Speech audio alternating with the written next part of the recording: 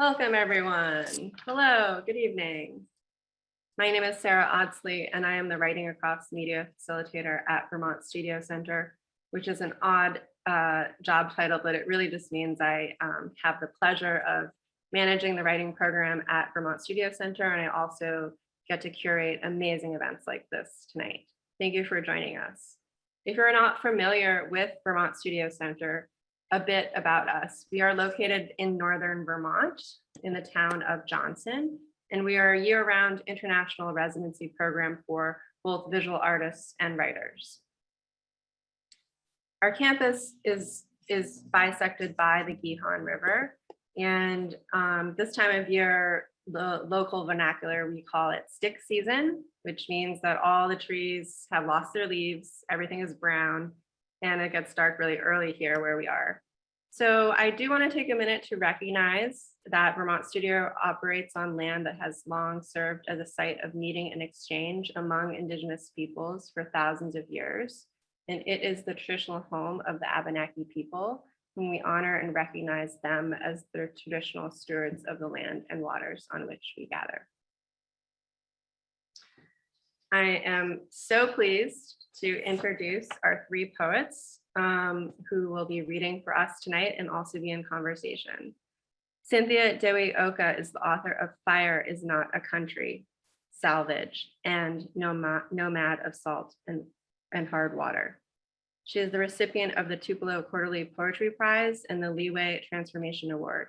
Her writing has appeared in The Atlantic, Poetry, Academy of American Poets, the Rumpus, PANK, Guernica, ESPNW, Hyperallergic, and elsewhere. She has taught creative writing at Bryn College and is a 2021-2022 poet in residence at the Amy Clampitt House in Lenox, Massachusetts. She is originally from Bali, Indonesia. Thank you for being here with us, Cynthia. Cynthia will be reading for us first, and then Jake will read, and then Vanessa will read. So each three poets will read a short selection of their work, and then we'll have a discussion. And then the poets will close. The poets will have final say. So Jake Skeets is our second reader tonight. Jake Skeets is the author of Eyes Bottle Dark with a Mouthful of Flowers, winner of the National Poetry Series, American Book Award, and the Kate Tufts Discovery Award. He is the recipient of a 92Y Discovery Prize, a Mellon Projecting All Voices Fellowship, and a Whiting Award. He is from the Navajo Nation and teaches at Dene College. Thanks for being here, Jake. Our third poet tonight is Vanessa Angélica Villarreal, and who was born in the Rio Grande Valley to Mexican immigrants. She is the author of the award-winning collection Beast Meridian, a recipient of a 2019 Whiting Award, a Kate Tufts Discovery Award nomination, and winner of the John A. Robertson Award for the Best First Book of Poetry from the Texas Institute of Letters. Her work has appeared in the New York Times, Harper's Bazaar, Oxford American Poetry, and elsewhere. She is a recipient of a 2021 National Endowment for the Arts Poetry Fellowship and a doctoral candidate at she is a doctoral candidate at the University of Southern California in Los Angeles. She has an essay collection forthcoming from Tiny Reparations Books in 2023. So I'm excited to hear about that. She wants to talk about that. I am so thrilled. These books are amazing. And if you haven't read them yet, I hope that this will inspire you to go out and buy all of their books and to read every single last word. I'm so excited to turn the floor over to all three poets. Cynthia will read first, and then Jake will go, and then Vanessa, and then we'll switch over to a conversation. Thank you again for being here. Cynthia, the virtual floor is yours. Thank you so much, Sarah. Thank you, Vermont Studio Center, for hosting us. For my father, who once rubbed shoe polish over his bald head. She said not to say anything because it gave you hope, which reminds me, here is the world you cannot enter. Though you brought us against the wishes of the bougainvillea, grown in clay pots arranged like soldiers between your daughters and the wrought iron gate on the other side of which dogs unleashed licked themselves to sleep. I envy sometimes these days their mud-hardened coats, shaved as I am to a worry over my shrinking Antarctic of time. No, it's not even that. The poem I should have written by now, I mean. What was sliding around inside you all those years, my painted face speaking English as though it never knew another purpose, while you knelt beside a creaseless bed, a man reduced to nothing but hours. No, you kept yourself busy, cooking, cleaning, washing, sewing, tying my mother's shoelaces on the steps of the bus. But purpose, that is a word for everything we have not yet found the strength to cast away. It must have been terrifying, your child, her thin wave through the fluorescent walls of a McDonald's on the first shift of her first job. You waited and waited for me to come back, for anyone to say, you are not done yet.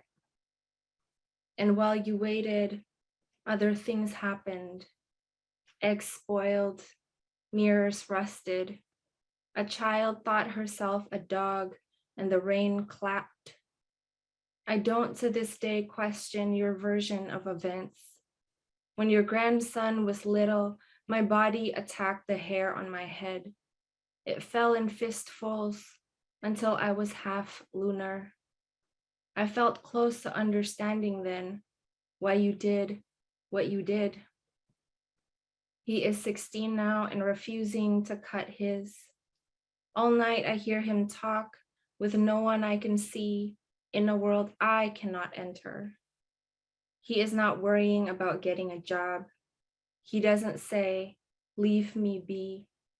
Clamps headphones over the black grass, just like I once did in my greasy uniform, not recognizing you, then not holding my laughter. Pa, it wasn't that you hurt me. You did. It was that you tried and kept trying to do what you thought a father should. So that gripping the wheel with both hands, you picked me up that night. The moon was more touchable than any country for my first shift at my first job, like a man who hasn't been shedding himself in the dark. So that right then, looking away from you, my whole world was smooth. Not a single blade survived.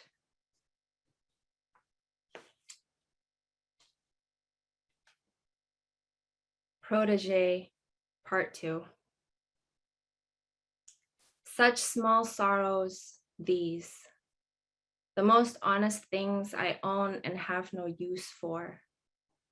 I go to meeting after meeting with words like defense and community, stack assurances in red lettering on the table beside the shrimp crackers, promise to pick up the phone no matter how cudgel black the sky. You are not alone, I tell terrified factory workers, terrified parents, terror itself. You are this other condition. Speech has no right to enter without a warrant. The seafaring instinct, heated like a sheet of metal, recast into a bowl where rain collects and small islands form out of the ants' drowned ambitions. Sometimes I think the gambler with slurred speech and shaky hands, half asleep in the gray folding chair at the back of the sanctuary, is God by his capacity to survive on rumor. Plain clothes, tinted vans. Authority is a matter of inhabiting two origins at once, of and over. I practice words I have to believe in, like rubber soles slapping concrete. In that warehouse from half a lifetime ago, men and women folded over sewing machines, puddles of nylon, split fingernails, their salt touches on unflagging needles under the watch of a fluorescent army. At home, the piano is waiting with its elegies. Its mother, the black moon under the eye, is stirring a pot full of cow bones. Forget the other eye, which did not migrate with the rest of us. Still there, chalk dry in the courtyard, widening every time it sights a plane's white belly. I think I'll pause there and pass it to Jake.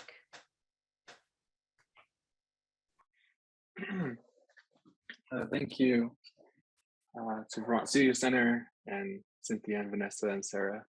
Thank you for inviting me. That was a really great reading. Thank you, Cynthia. Ayat Matthew Jake Skeets and Sino Jamie Michelin Scoban Bushes Jean. Skachni Dash Che do Twitter Dash no. Hi everybody, my name is Jake, and I'm going to be reading some poems to you. This first one is from my first book. Just to provide some notes, unfortunately. It mentions two places. One is Window Rock, Arizona, which is the capital of the Navajo Nation, where I'm from. And it sits right at the border of New Mexico and Arizona. So on the other side, on the Mexico side, is Gallup, New Mexico, which is one of my hometowns. And Gallup goes by many nicknames, one of them being Junktown, USA. Let there be coal. 1. A father hands a sledgehammer to two boys beside Window Rock. The older goes first, rams a rail spike into the core, it sparks. No light comes, just dust cloud, glitter black. The boys load the coal. Inside them, a generator station opens its eye. A father sips coal slurry from a styrofoam cup, careful not to burn. 2. Train tracks and mines split Gallup in two. Men spit coal, tracks rise like a spine when Junktown kneels to the east. 3. Spider Woman cries her stories coiled in warp and wool, the rug now hung in a San Francisco or Swedish hotel. We bring in the coal that dyes our hands black, not like ash, but like the thing that makes a black sheep black. 4. This is a retelling of the creation story, where Navajo people journeyed 4 worlds and God declared, let there be coal. Some Navajo people say there are actually 5 worlds. Some say 6. A boy busting up coal in Window Rock asks his dad, when do we leave for the next one? His dad sits his coffee down to hit the boy. Coal doesn't bust itself.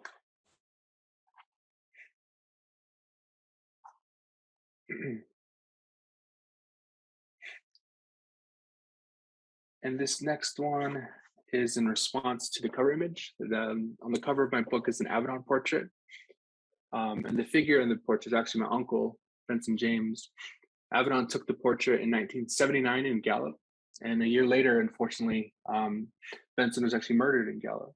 And this is the poem that's sort of responding to that act and the portrait itself. Drifter. Drift. To drift is to be carried by a current of air or water, but men are not the teeth of their verbs.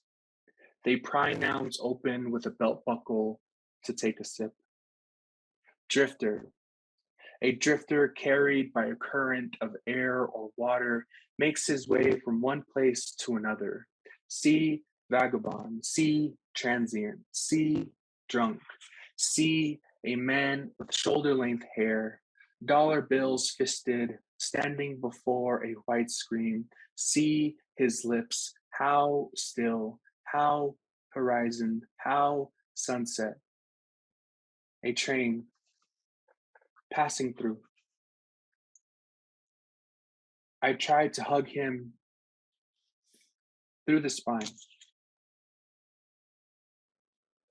Left on the white space, his face becomes a mirror if I stare long enough. My face, charcoaled, pursed, squinting at the camera. Train horn, punch shatters the mirror, frees him from the page. My uncle leaps from the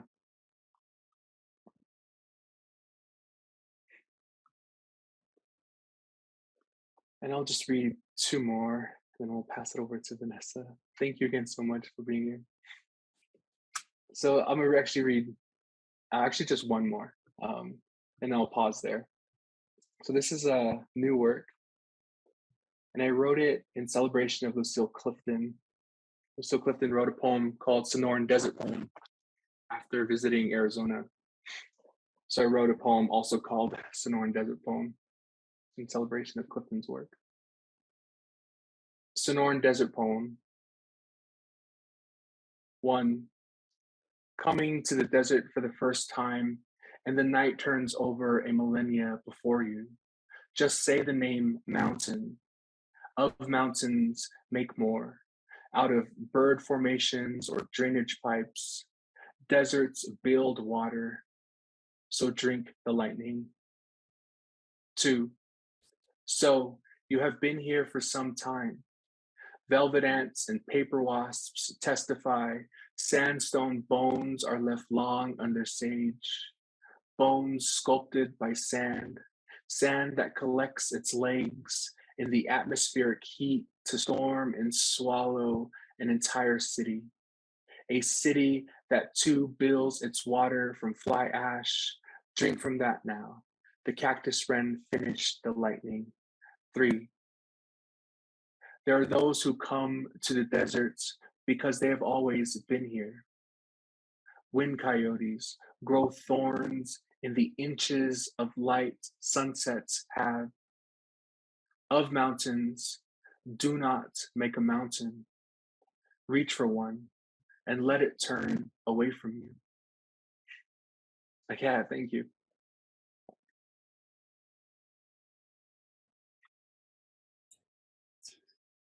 Thank you so much, everyone. It's been such an honor to listen to Cynthia and Jake. I'm just really humbled to be here. I'm going to read new work. It's visual in nature, so I'm going to share my screen. Thank you, Sarah, for making that happen. The first one is function equals root future. This was sort of an experiment in spatializing the family tree along an XY axis, which is also how we measure time, right?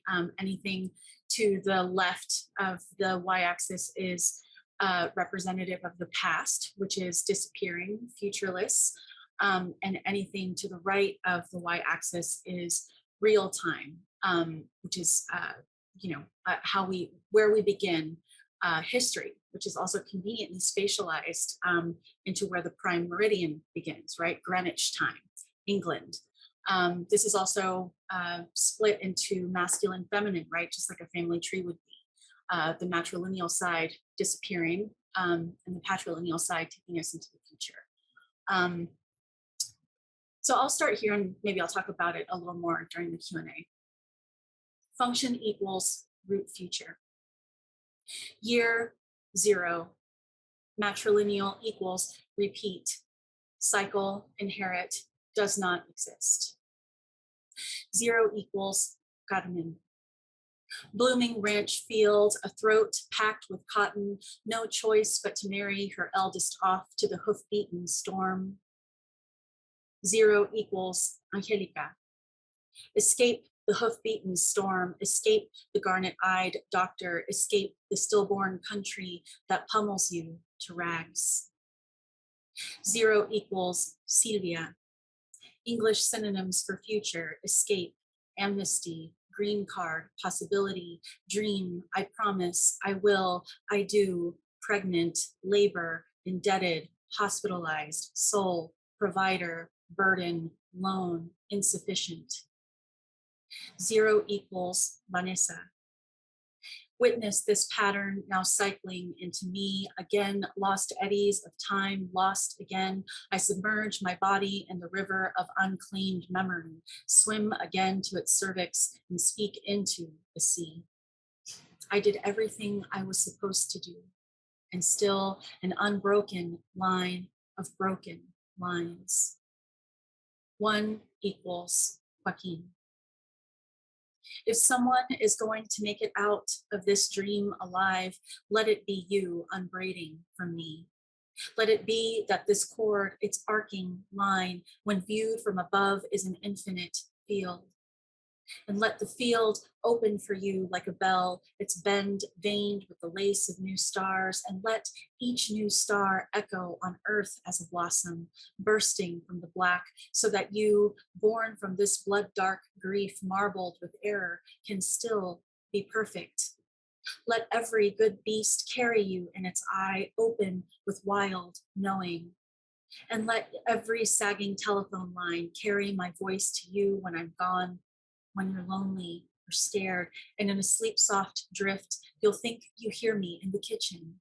And yes, there we are again, reflected in the bend of the steel spoon, the milk still spinning as we lick off the chocolate.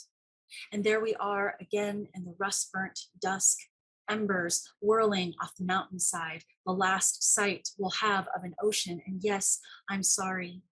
I am so, so sorry. What else could I have done to stop the cell from splitting? Year 1, set patrilineal equals new, A, D, T equals timeline, D equals discovery. Conquest, conquest, conquest, conquest, conquest, conquest, conquest. Start chronometer, start collective memory, start archive. Before the ship's arrival, there is no history. Any subject exhibiting any of the following conditions will be removed and denied re-entry into real time: undocumented, uncivilized, uncontrollable, unskilled, unwell, unaccompanied, unassimilated, uncolonized, unclean, unintelligible, unclaimed, unmarried, unattractive, unbecoming, unemployed, unauthorized, unprofitable, uninsured, underfoot, disabled, disappeared, diseased, disadvantaged, discarded, disassociated, disordered, dissenting, indebted, prehistoric, pre-agricultural, pre-capitalist, pre-discovery, pre-colonial, pre-Christian, primitivity, pre-literate, precarious, prey. Real future function. Function times time, discovery times time equals infinity. And after the coral bleaches to bone and the poles thaw and the clouds shatter a searing rain, the SpaceX colony will have already built an electromagnetic wall to border its orbit. And in the field, the bent workers will still scoop tender chard under a burning sky for the empire. And even the mountains will kneel and witness and surrender to the sinking to greet once again that same ancient ocean. And when the last elephant falls, we will know the end of memory, and time will go white in the future, white in the past, white, wiped immaculate of fault, all time collapsed into a single line, all histories consumed by the official record and its impeccable family lines traced back through the whitened field itself, so straight, and us broken and broken trees to make way for the future. Progressing ever forward in a line of suns, but any voyage that assumes a forward course will loop to its origin and cross itself. And so the compass rose will enclose the world into the shape of a gun sight. And when there are no new lands to map in blood, how pale will the horse of the last sunrise look underwater? Learn from this, little one. Time was never a line, but a field. and you are occurring alongside the past. And when I recognize abuelitos laugh in you, or offer a bending lily to the dead, we are born and together again. And every minute I choose you, choose to fight and don't drive off the mountain. I encounter the infinite as the will to survive.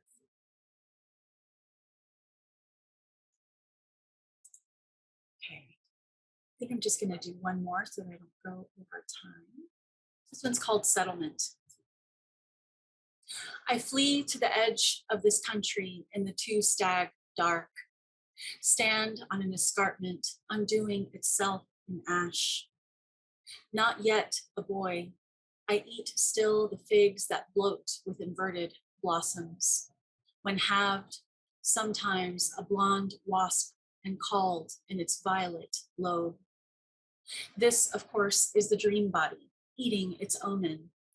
California moons, a coast breathing oranges, a fire fast as horses, duplicitous husband, a steel great border extending its long law into the ocean, a wave halved. Never trust beauty to represent brutality. I can give you no language that will free the child from her cage, make no meaning that unfloods the world, no verse that can unfire a bullet. I eat the spine of God to stay alive. Eldest daughter to an eldest daughter of an eldest daughter, I citizen 3 child mothers at the river's door.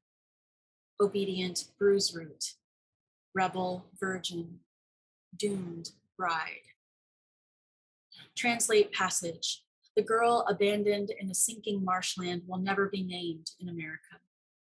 America is just another boy with bad intentions, another flooding plot of discovery, drowning its ever lousier yellows. How many daughters have been paid to the ship? Dissolution, to witness my own water burial. At the cut bank, knife the rope and split the dress, maiden myself taut as an elm bow drawn, thighs seized red, holding a dormant knot. And every father's cruelty to his daughter is a husband recognizing the danger of himself. Every man a heat-trapped rancor, every promise a demon's gem. Mirror-born, the wolf girl will learn 2 names in the twinned land, tense with blood memory. Checkpoint. Border Patrol asks, place of birth. I speak. Exit the vehicle. Legs open. The moon enthroned in oaks shines through the woodlace over the state. A father in the grasses. A headlight cleaves mother and boy. Another child at the edge of this country. Another body denied a metaphor. What regret can be daughtered deeper? Thank you. Thank you to each of you, Cynthia, Jake, Vanessa. This reading has been framed as borders inside and outside, poets on crafting roots or roots. And I was wondering if we could begin with you 3 each talking about what that title means or doesn't mean for you in your work or as a person in the world. I think that's a great idea. So what does what do borders mean to us?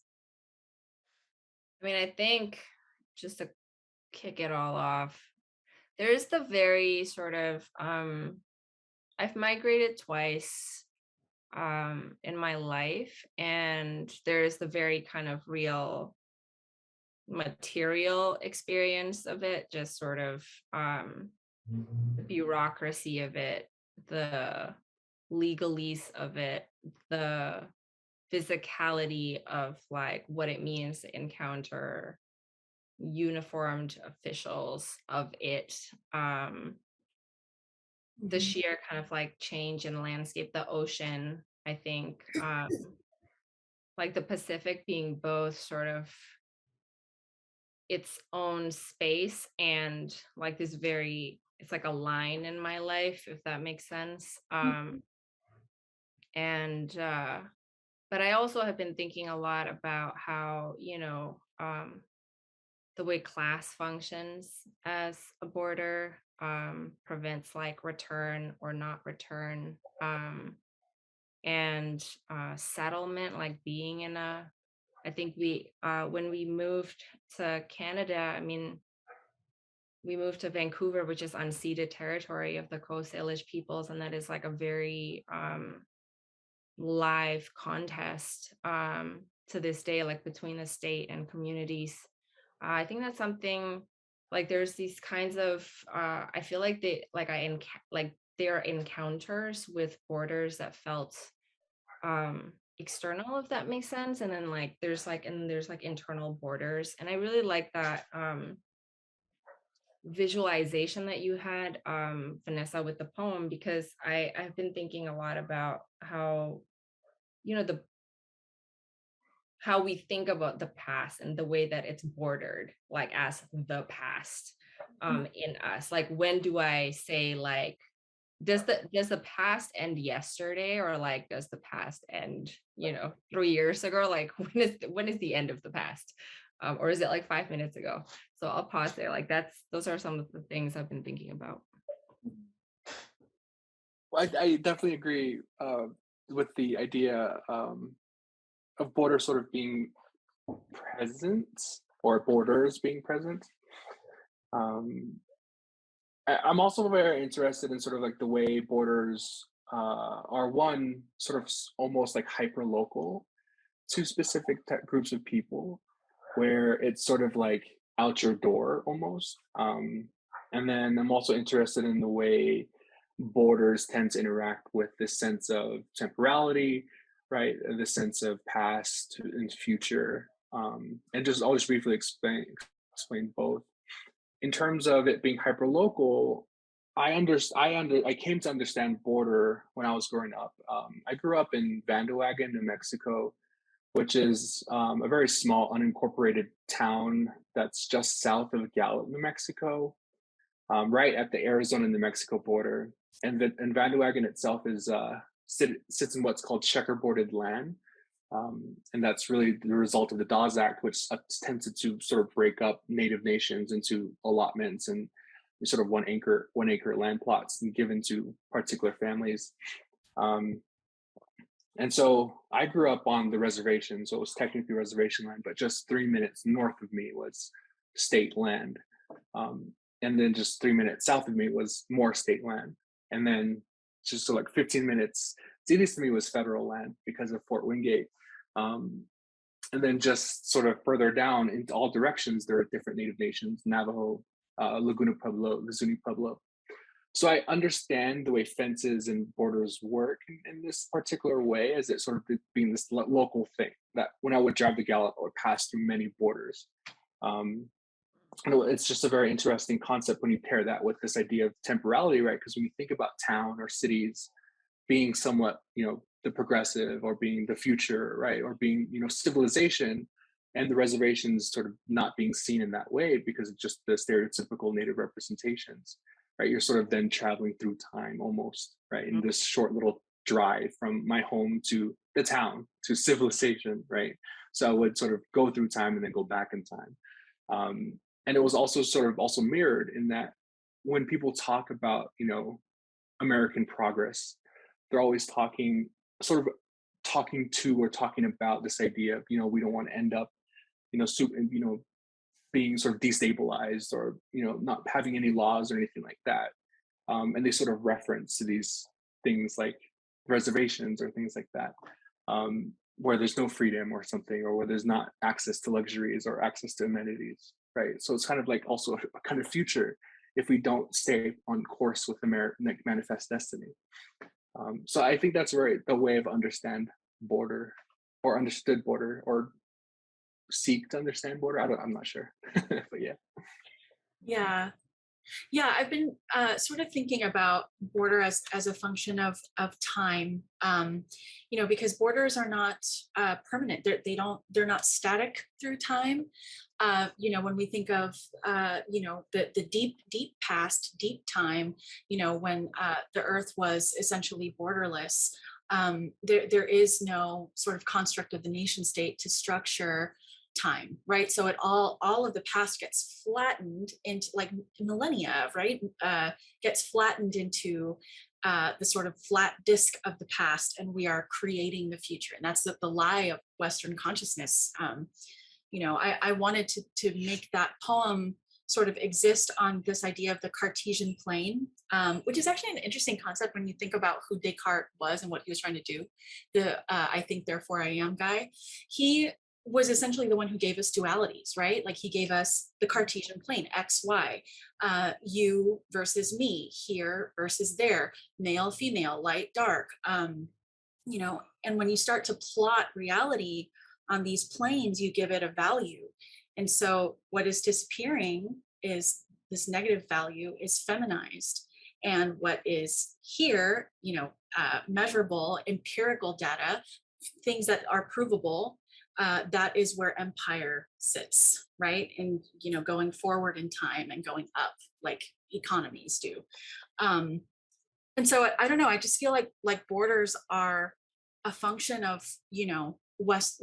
I mean, obviously, they're like the sort of remnants of Western colonialism, but they're also just like this like masculine imprint on the land. And we are extensions of the land. Like I keep writing about my grandmother's body. One of the things that really struck me about seeing her was, she came to the US, and there's no record of her ever existing in Mexico because she was the daughter of indigenous cotton workers.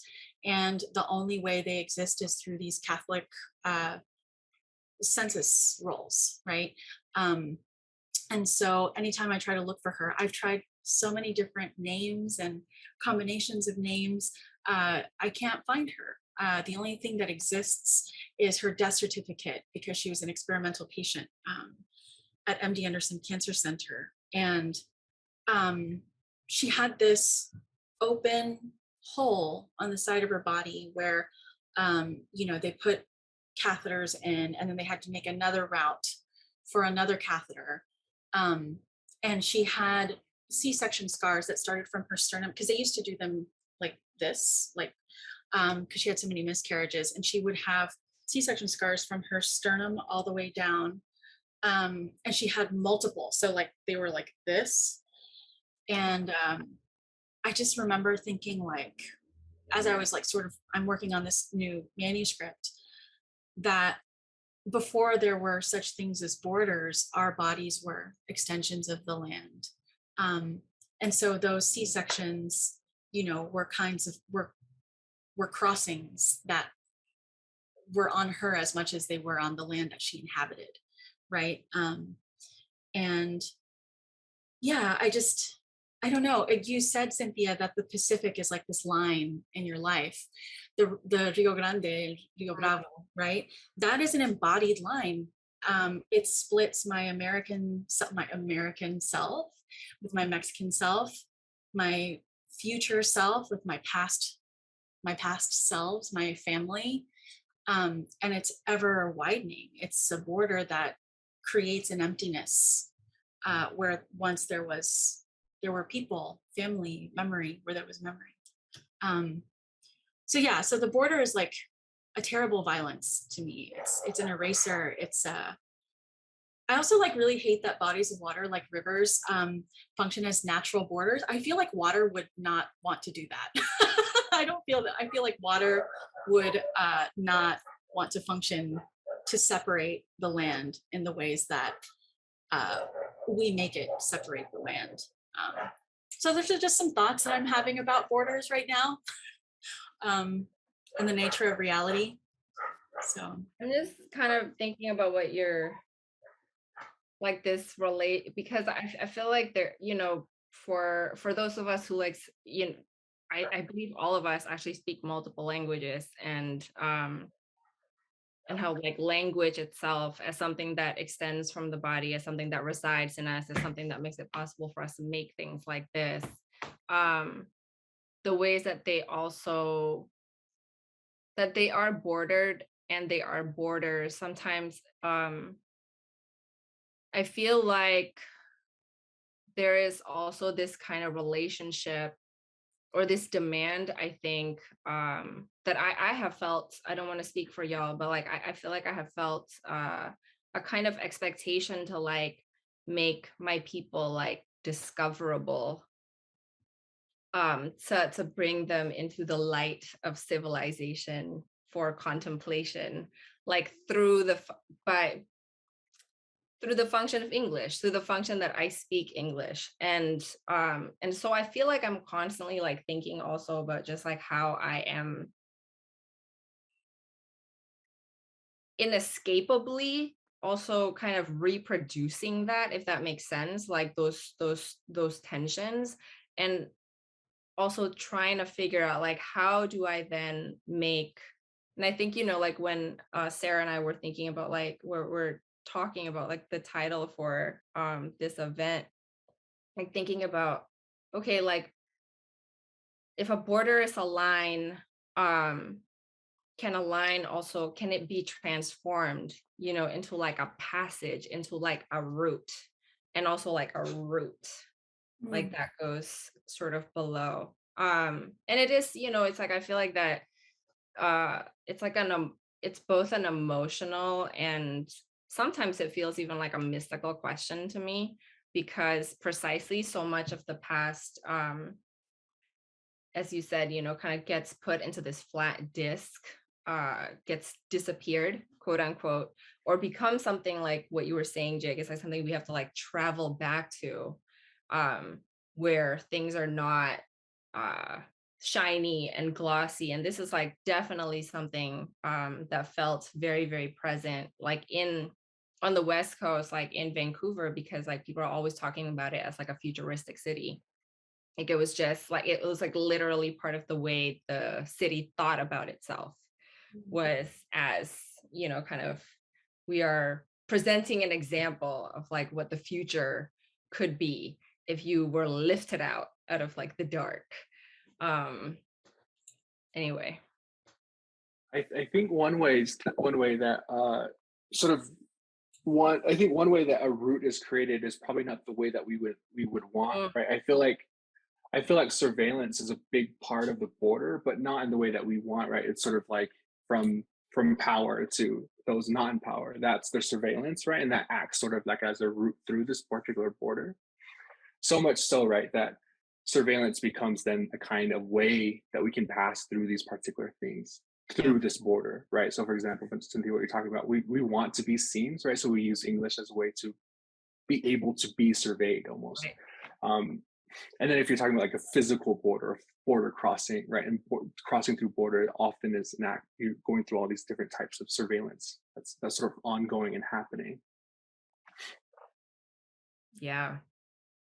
Yeah, I really have been thinking a lot about how, you know, borders are actually like ruptures in linear time, because I think Western consciousness would really love for time to be super linear and like everything to be measurable. Like that's the whole point of the prime meridian and time as how we measure it. But, you know, just like Jake was talking about going to the reservation and that being a sort of time travel, when you go to Mexico or to the global south, any global south, right?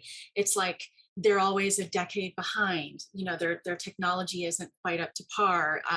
There's this idea that like time moves more slowly. You know, you're on island time. You know, like it just feels like the global south and colonized places are thought of as being behind in time, as like a very deliberate way of disadvantaging them into cheap labor, right? Because if they don't have access to the future, then they don't have, like, I don't know, if they're not part of the future, if you are futureless, if you are socially dead, then you are always striving, and striving denotes labor. right? Or at least that's the way I've been thinking through some of my own family's labor histories, right? Like what futurelessness means to me and why I am actually having like a hard time thinking about time as like this linear thing. And I don't know, like I think I struggle with this idea of like discoverability and translation and representation, not representation necessarily like in like what's on TV, like seeing yourself on TV or in books or whatever, but like the like linguistic representation, like the idea that language can even capture a history, a lived experience, that you can become legible. Like that's such a fiction. And so like recently, I think I've just been really more and more embracing illegibility and hoping that I'm able to tap into something beyond wanting to create this bridge of empathy. And I don't know, I think I'm just more interested in creating a record now because all of my family's records are obliterated. I think anybody who's, you know, tribes and cultures have been split by borders, have these fractured histories full of absences and silences and missing family members, disappeared family members. So what if poetry were not necessarily meant to be legible, but just a contribution to missing archives, you know? Okay, so this is a really kind of a semi-abstract question, but it jumps off from what you were saying, Vanessa, a little bit, is that in all three, when I was reading all three of your books, I was thinking about the concept of borders applied to the blank page itself. And even though you're working in English and all three of you are multilingual, is there like a freedom in the borderlessness of approaching the blank page? And all three of you have done it very differently. And in some way, like in Vanessa's, your case is like you have a larger format book, and you're manipulating like spatial, and you're working in the visual as like with something you presented today as well. And then Cynthia, like in this book, you know, you've incorporated these interludes, which are like mini vignette screenplays. And you also invited your mother to write one with you, which seems like an anti-capitalist move. Like it seems like, you know, it's like a gesture, like I don't have to write this by myself. Like my aunt, like my mother can help like work with me, you know. It's like instead of like being like I am the poet that must craft alone by myself, like and then Jake, you know, the one of the poems you read tonight, that it just ends like there's like it's like a the, and then it's like there it's just like blank white space, you know. And it and so I'm wondering the entire concept of borders applying to the poetic field, and how all three of you end up both having to work within the constraints of the English language, but also I see all the three of you innovating and pushing against the expected norms of the narrative lyric binary that American poetry, you know, that the canon has said, you know, narrative, lyric, whatever, you know. I don't know if that's like a question, but it's like just a concept that I was thinking about when I was encountering your work again. And I don't know if you want to talk about, do you feel like a level of freedom, or are you conscious of that, pushing against that when you're working with the blank page? I think there's definitely a level of freedom I feel in approaching the page or the field of the page, but I don't want that to be mistaken as formless. I feel like there's definitely form. I feel like in a lot of my work, and especially in Eyes Bottled Dark, there's form happening. It's not, of course, traditional American or U.S. forms, but there is definitely a pattern or patterning happening within the work. It's just not like, well, Vanessa, it's just not legible, right? It's not character. That can't be characterized. I feel like there's a real danger when we talk about free verse or open verse as somewhat similar to the way Manifest Destiny sees the frontier, and there's a note about frontier, right? Is that if something's open or something's free, something's frontier-like, it then is susceptible to violence, right, and resource extraction and things like that. So I feel like there is form happening. It's not totally free, but there is freedom, I feel like. Yeah, that it goes back also to the concept of terra nullius, which is this like colonial. It's basically a legal term that through language makes the Americas empty. So even though the Americas were populated, right, and are populated with indigenous peoples, civilizations, terra nullius is this Latin term that basically designated an entire continent, 2 continents, as being empty because they didn't have European settlements in them. So therefore, any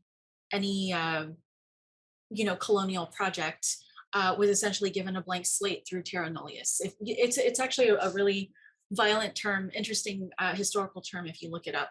And I think that we replicate this idea, when we think about frontiers, like Nancy's comment in the chat, which was really helpful and brilliant. Thank you.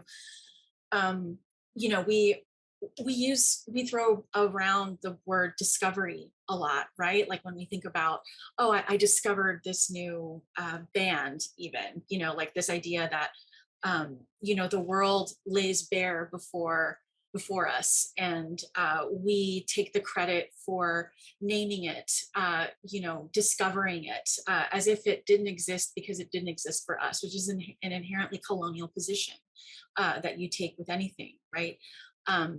So I think, like, in terms of thinking through what the page offers, I agree with Jake in that, anytime we want to treat any space as like this terra nullius, we're approaching it not necessarily in the right way. Maybe you're collaborating with absence, maybe you're collaborating with silence, maybe you're thinking about how to spatialize something rather than filling it or controlling it. Maybe that's the way I've been working recently. I don't know. I think of the page as, I feel like it's scoring to me. In Bali, when we were going to school, there we inherited.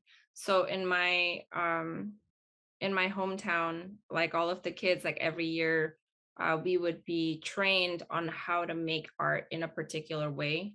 Like there were set patterns, and our job was to first learn, like, you do not innovate until like you learn how to replicate these patterns. And they're patterns that describe to you how the world works, but also kind of teaches you a sense of like apprenticeship to the past, which is, it's very different, right, from like what we were talking about earlier, where there's a kind of obsession within Western consciousness to depart from the past, to sort of speed away from it. Whereas I think I grew up in a context where the requirement was to return to the past. So like the past is the authorizing principle, and the past sets the pattern for what moves into the future. And it would happen, like we would do all of these arts and crafts and get like these very, very specific instructions on how to like recreate the thing exactly. And I think I still think about that when I encounter the page, because I feel like there's a bothness in that. It's about scoring. It's almost like scoring the blank fields, if it's blank. And I don't think blank is necessarily the same as empty, because I feel like blank also indicates that some sort of erasure has happened. And to me, coming from like a context where there's been a lot, like decades of censorship, decades of erasure, including, you know, done by our people to our people in like post-colonial government, it's kind of like, how do I score the page to like find the patterns that's underneath, if that makes sense. And there is a freedom in that, but there's also a necessity. And like, I think, you know, they're not necessarily mutually exclusive, but I feel like there is a way in the United States in particular where they are put in opposition. Like if it is something, if it is experienced as a necessity, then it is not free.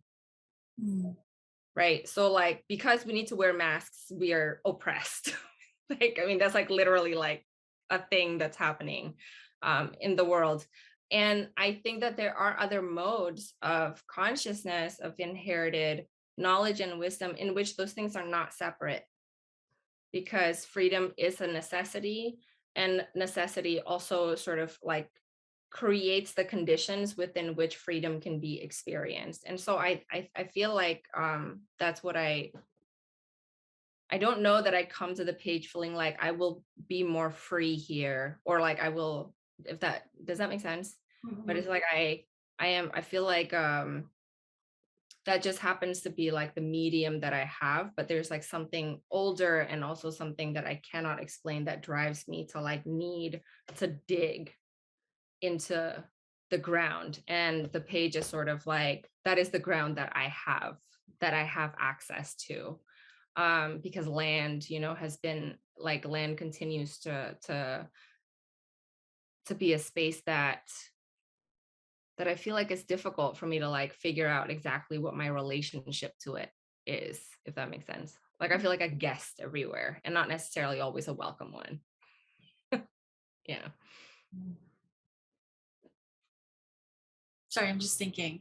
I'm so fascinated by these conversations. I also appreciate this comment about, you know, the idea of like land being broken up, not only into like nations and borders, but into like natural preserves. And I've been reading a lot of like Black feminist theory, like Sylvia Wynter and Zakiya Iman Jackson's most recent book, Becoming Human, which is like animal studies is one of the most liberatory kinds of theoretical frameworks that I've encountered, where you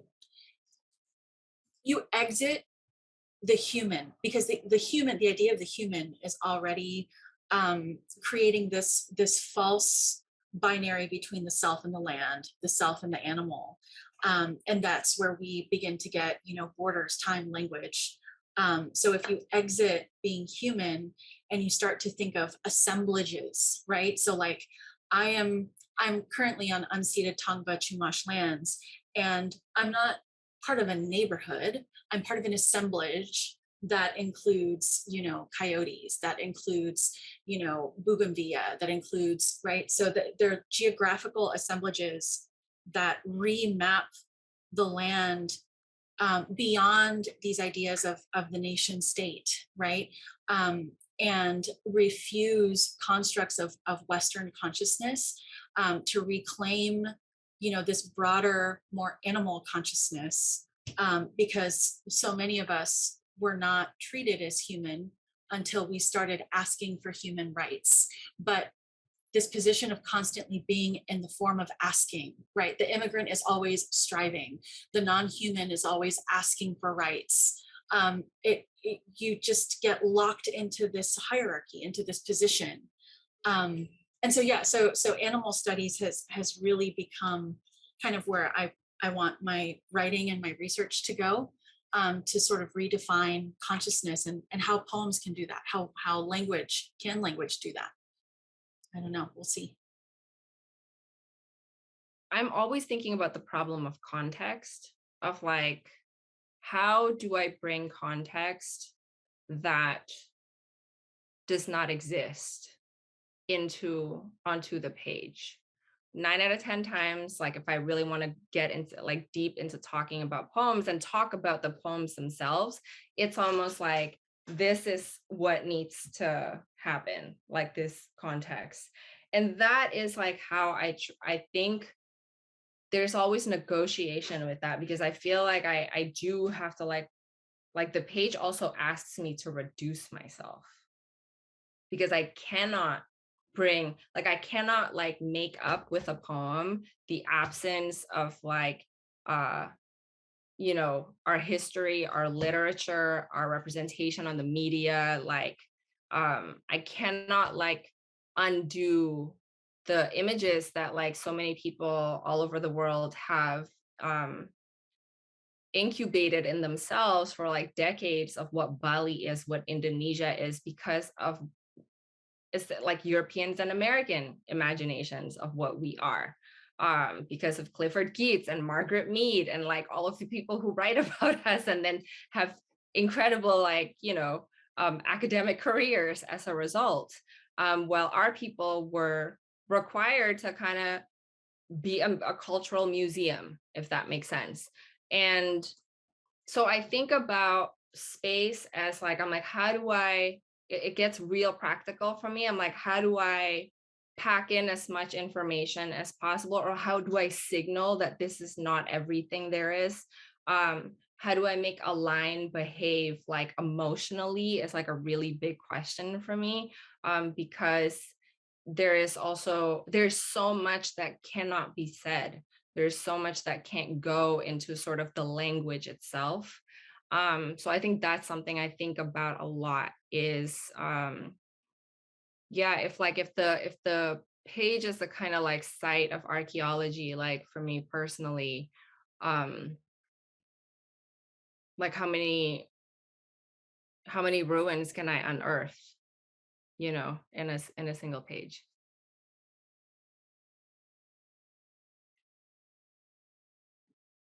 I think for me, I think my answer is definitely I think it's just that it's art. I don't know if that's a cheap way to get out of the question, but I think I approach the visualizations of my poetry as art, as creating art on the page, and I feel like there's a lot of intention then, right, that goes into it. It becomes not just a poem, it becomes an object. It becomes something that is existing out in this particular space.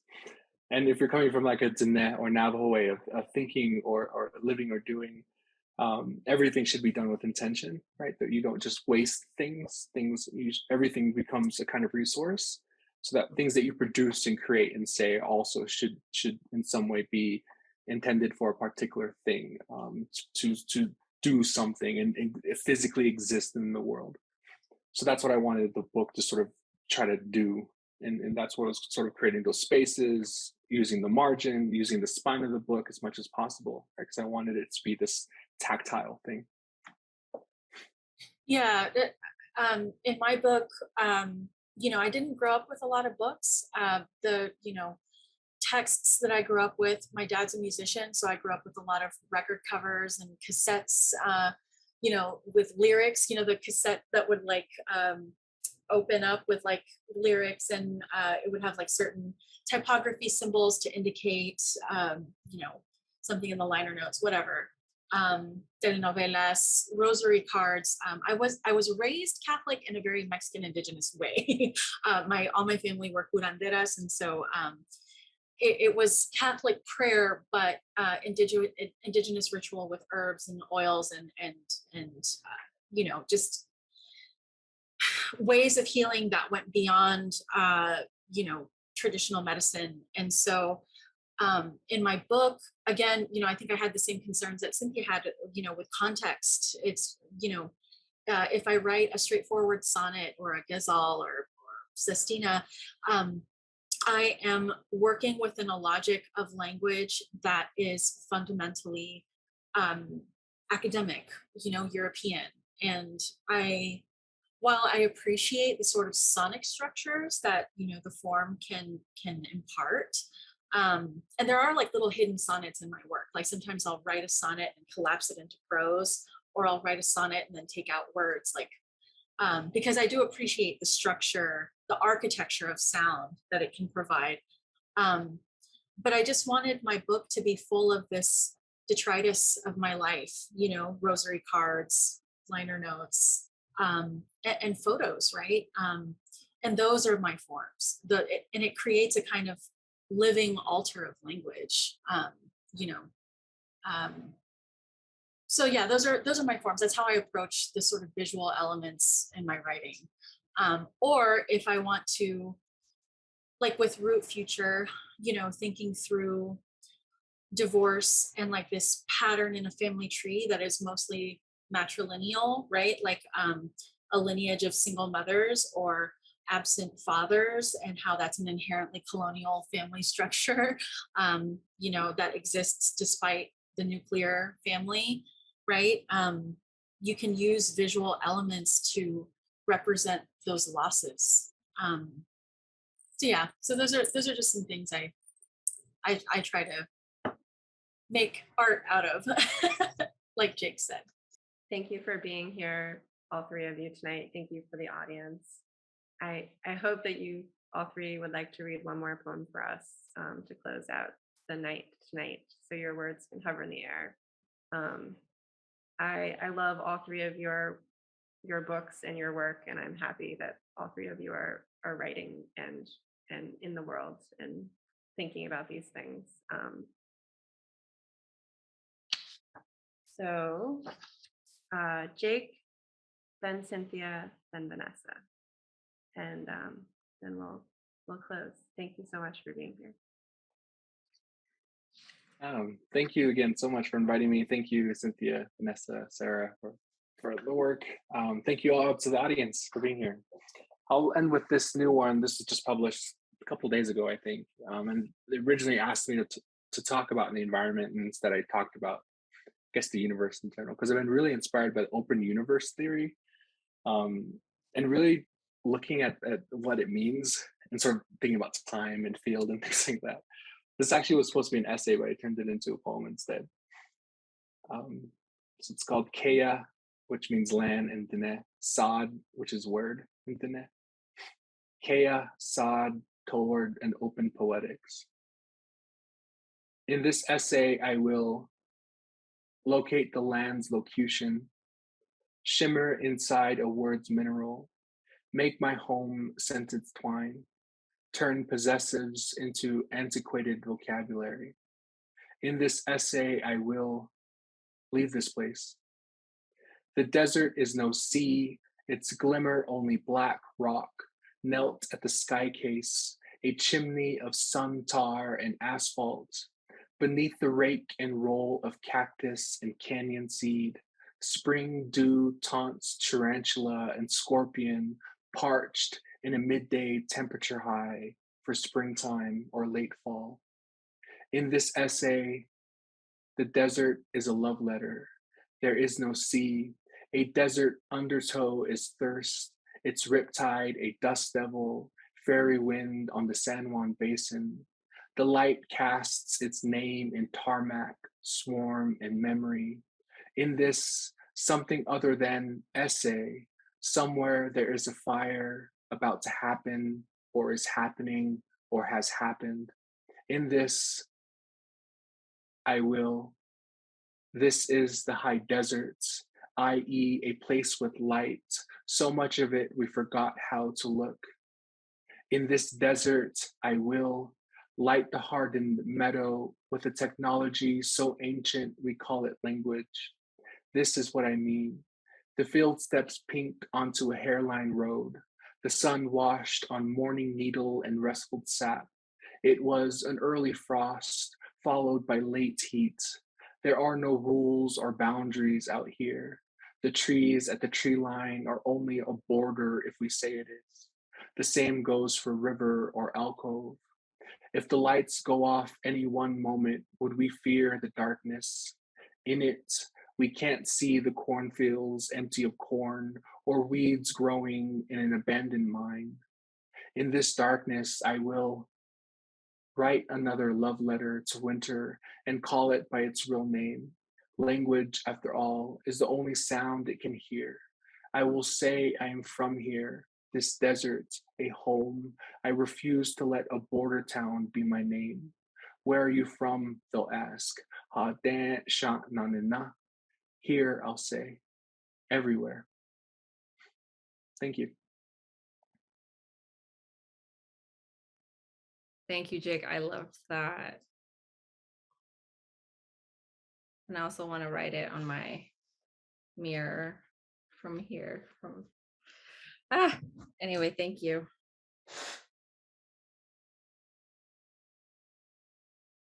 In Europe, my mother wears shades,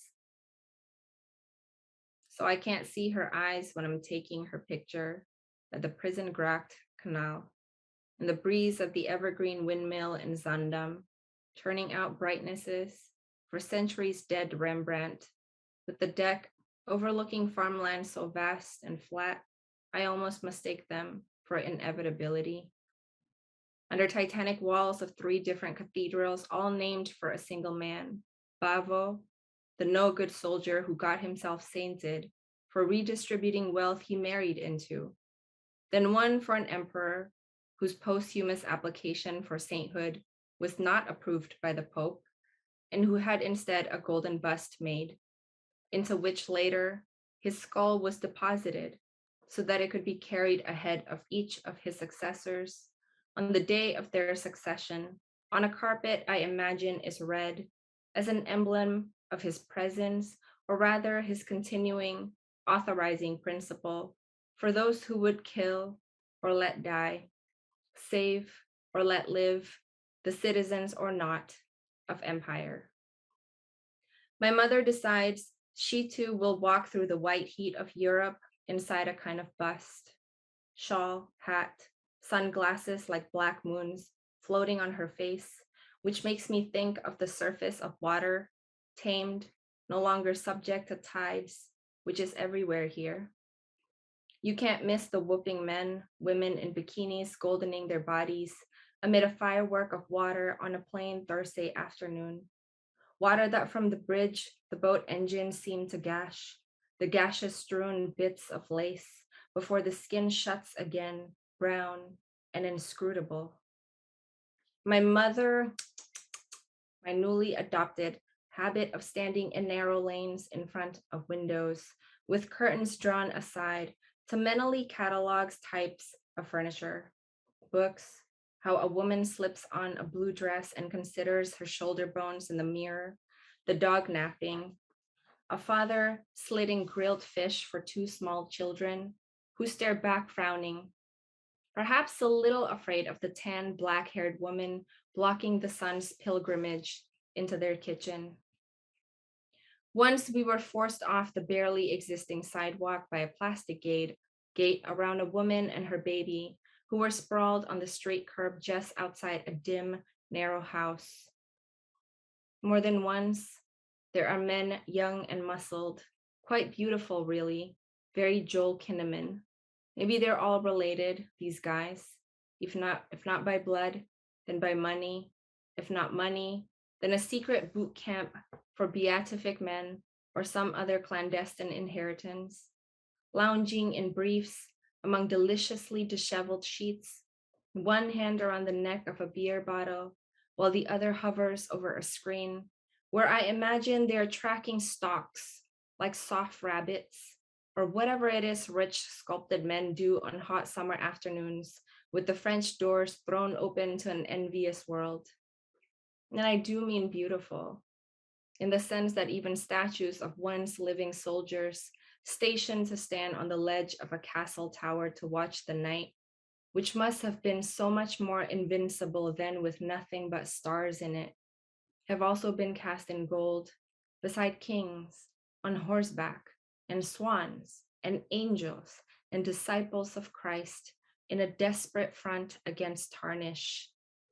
Replaceable men who, if they slept on the job, would have plummeted headfirst to the cobblestones below, where dogs without masters click their paws, and tourists now toil with hidden, cloudy hearts, that weird longing to disappear from the middle of our own lives, where it is impossible to distinguish history from the way a tomato reflects back fluorescence on its taut skin, is caressed, then chopped. Perhaps I just miss the tomato's alien being. I am not immune.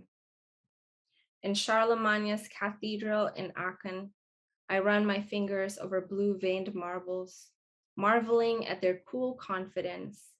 In an earlier draft, I wrote stoicism, but stoic implies a certain performativity in the face of adversity that is absent from these services, which seem rather fulfilled in their severe geometries.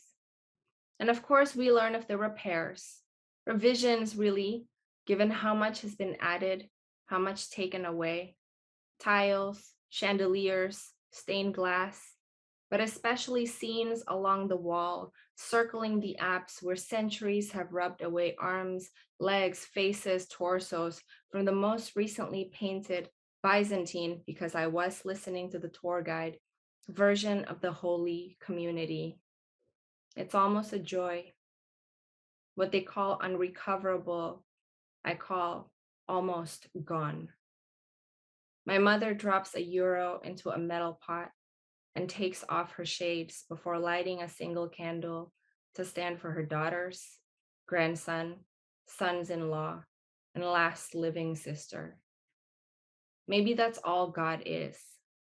The idea of taking something off, scrubbing away a layer until all you have is the dark egg of a woman's face, a plane of light unblemished by her life's details. Then on the train, the pastoral passing by of strong-kneed cows with brown, white, and spotted coats, the blue gaze of empty swimming pools and freshly painted steel beams in every station, a fort on a hill from whose battlements the moon rises. My mother tells me things about our family, about love and grief being part of a long-term strategy, choices made about whom, when, and how to lose just enough, but not too much. A math I will not reveal to you, reader, though it might clarify certain angers, might suggest or amplify the resonance of particular images that could enrich your experience of this poem as a flotation device, because here's the thing. I am my mother's daughter, a woman who crossed the Pacific Ocean without relatives or friends to greet her or a language she could speak on the other side. At dusk, the tourists lean back and swing their legs along the banks of the canal. I am staring into windows, casting my brief, slightly malevolent shadow on the family sitting down to dinner. Sorry for what? My mother would never let you see her watching at all. Thank you. Thank you all so much for coming, and it's been such an honor to read with you both. There was some sirens happening, and my dog started howling in the middle of Cynthia's poem, and it was just actually like a beautiful symphony of longing and nature, and I have one poem called Alas. You can also read it as Alas. And God created the waves, and we the graves beneath, bodies made particulate by the force of water against water, water against rock, against time. I descend into the deep in a kind of prayer, listen to its centuries. Make me pay, will you? Make me hurt. Instead, I am held so that I might listen to myself. The battered sand shines back its longing to be a star, a planet aching for collapse. And all I can respond is, please, make me good. I have no right to these red wings of rage, no right to the echo in my cup. I have not suffered. I am a maker of half-truths painted over in gold. My dress leaves a trail of desert where once there was forest floor. Make me pay. How else to witness a burning world? The rotting teeth in my head bloom poppies of blood I spit in offering to atone for the lies I've told. They are not lies. Then whose memories are these? And this, of course, is my mother's body. The black front tooth rimmed with gold, the open red hole in her side, the raised violet scars from sternum to womb, each a man's long cut, a border that delivered a stillborn, the tumor that climbed her. And this, of course, is the land. I want to be good. Oh God, please make me. For every wound I witness, I find myself holding the knife. I too have already been cut in half more than once, more than one way. Cut, and I useless, still holding this cord in my fist that connects back to no one but the whiteness that replaces memory. Another root system obliterated by the bulldozer on my back. I have no right to these red wings of rage. I bring the forest to its knees as the lungs of the world burn for fulfillment centers. A crab walks alone on the tilted sand, oblivious to the cruel enormity of the world. A wave is coming. I can save it. How dare I presume to save it? Please, the water is coming. What is the answer? Please, make me good.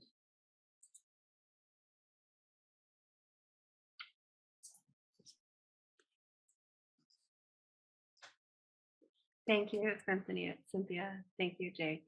Thank you, Vanessa.